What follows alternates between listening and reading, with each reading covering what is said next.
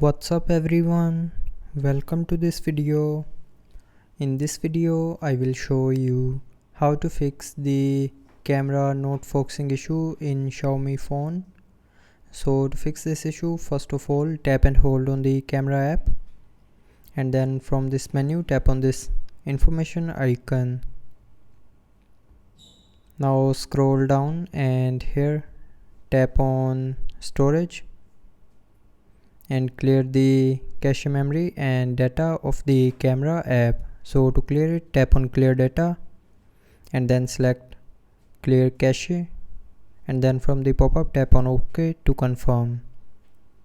And then to clear the data, tap on this option again and then tap on OK, and the data will be cleared. And after this the camera focusing issue will be fixed. But if you are still facing the issue, then open the camera app. Now tap on this drop down arrow and then from this menu tap on this settings icon.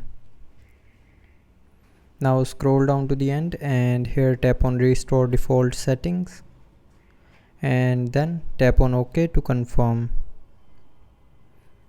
It will reset the camera settings back to factory default, and after resetting the camera settings back to default, the focusing issue will be fixed. So that's how you can fix if camera is not focusing in Xiaomi phone.